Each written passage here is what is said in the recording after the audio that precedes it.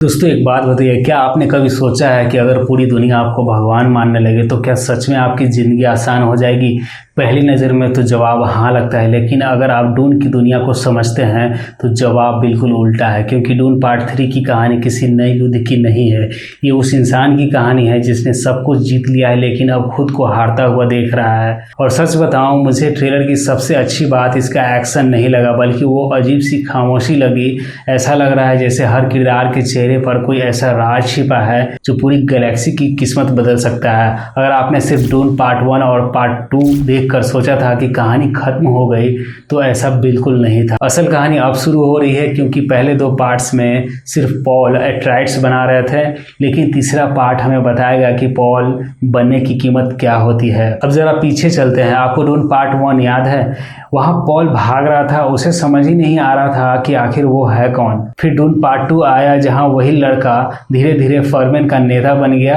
लोगों ने उसे मसीहा मान लिया और आखिर में उसने वो कर दिखाया जिसकी किसी ने उम्मीद भी नहीं की थी। लेकिन यहीं पर ज़्यादातर लोग बहुत बड़ी चीज़ मिस कर देते हैं। हमें लगा पॉल जीत गया, लेकिन क्या वो सच में जीत गया था?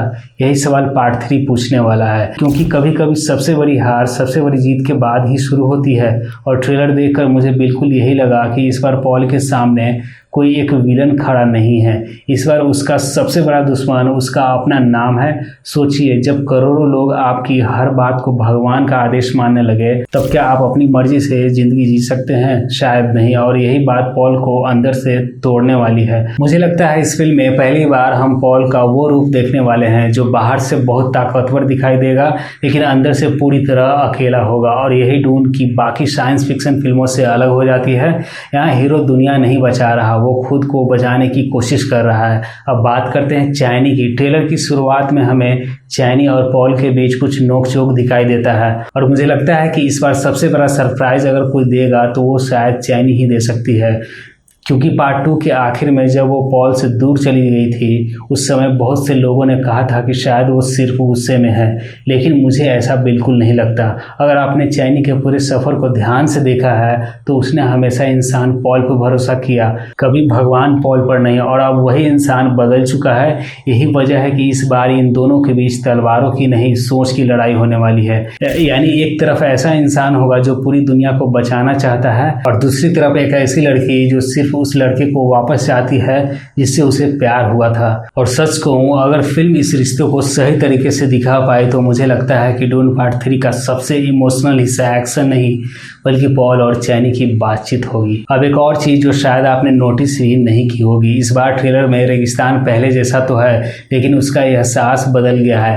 पहले अराकिस एक घर जैसा लगने लगा था, अब वही जगह किसी जेल जैसी लग रही है। और यही विजुअल्स बदलाव बहुत कुछ कह देता है, क्योंकि पहले पॉल इस दुनिया को अपनाने आया था, अब वही दुनिया उससे कुछ वापस मांग रही है। और यही बात मुझे सबसे ज़्यादा एक्साइट करती है, क्योंकि इस बार डून पार्ट 3 सिर्फ बड़ी लड़ाइयाँ नहीं दिखाएगी, बल्कि ये दिखाएगी कि ताकत इंसान को कितना बदल देती है। एक और बात नोटिस करने वाली है, ट्रेलर के अंत में एक ऐसी चीज़ भी दिखाई गई जिसमें हमें सोचने पर मजबूर कर दिया है। वो रहस्यमय जीव आखिर था क्या? पहली बार देखने पर तो ऐसा लगता है जैसे कोई बिल्कुल नई मॉन्स्टर हो, लेकिन अगर आपने डून की दुनिया को थोड़ा भी देखा या समझा है तो आपको पता होगा कि अराकिस में कुछ भी बिना बेवजह नहीं होता। यहाँ हर जीव, हर रेत का कण और हर बदलाव स्पाइस से जुड़ा होता है। इसलिए मुझे नहीं लगता कि वो सिर्फ दिखावे के लिए रखा गया कोई मॉन्स्टर है। मुझे लगता है कि उसका सीधा संबंध अराकिस के उस रहस्य से है जिसे फिल्म अब तक पूरी तरह खोल ही नहीं पाई थी। और अगर मेरी ये थ्योरी सही निकली तो हो सकता है कि वह जीव पूरी तरह कहानी का गेम बदल दे। और इसलिए इस बार कहानी सिर्फ युद्ध की नहीं, बल्कि विश्वास और धोखे की भी लग रही है। अब जरा प्रिंसेस इरुलिन की बात करते हैं। पिछले पार्ट में मुझे लगा कि उसका किरदार छोटा है, लेकिन मुझे हमेशा ऐसा लगा कि फिल्म उसे जानबूझकर रोक रही थी, क्योंकि कुछ किरदार शुरुआत में शांत दिखाई देता है लेकिन असली खेल बाद में खेलता है। इरुलिन वैसे ही खिलाड़ी लगती है, वो भावनाओं से नहीं, सोच समझकर फैसला लेने वाली इंसान है। और ऐसे लोग अक्सर युद्ध के मैदान में नहीं, बल्कि बंद कमरे में भी इतिहास बदल देते हैं। अब लेडी जेसिका, अगर मैं सच कहूँ तो मुझे लगता है कि इस पूरी कहानी का सबसे रहस्यमय किरदार वही है। पहले वो सिर्फ अपने बेटे को बचाना चाहती थी, लेकिन अब ऐसा लगता है कि उसके हर फैसले के पीछे कोई बहुत बड़ा उद्देश्य छिपा है। कई बार मुझे लगता है कि जेसिका एक माँ कम और डेंसिटी का हिस्सा ज़्यादा बन चुकी है। इसी कारण से उसके हर फैसले का असर सिर्फ पॉल पर नहीं, पूरे साम्राज्य पर पड़ने वाला है। और अब बात करते हैं उस किरदार की जिसका नाम सुनते ही हम लोग एक्साइटेड हो जाते हैं, डक्कन। अगर आपने सिर्फ फिल्में देखी है तो शायद आपको लगे कि उसकी कहानी खत्म हो चुकी है, लेकिन डून की दुनिया में किसी किरदार का अंत हमेशा अंत नहीं होता।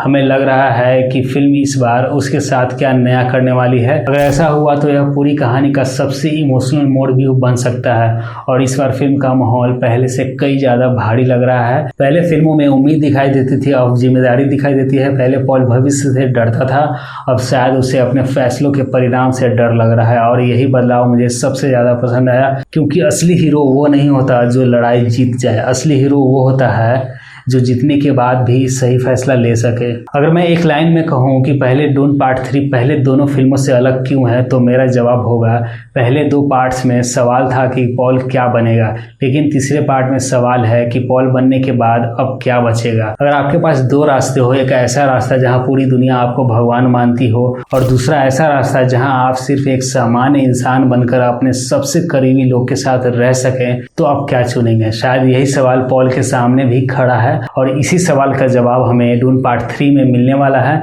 वैसे ट्रेलर देखने के बाद आपकी सबसे बड़ी थ्योरी क्या है? क्या पॉल अपने भविष्य को बदल पाएगा या फिर वही भविष्य उसे बदल देगा? नीचे कमेंट में अपनी राय जरूर बताइएगा।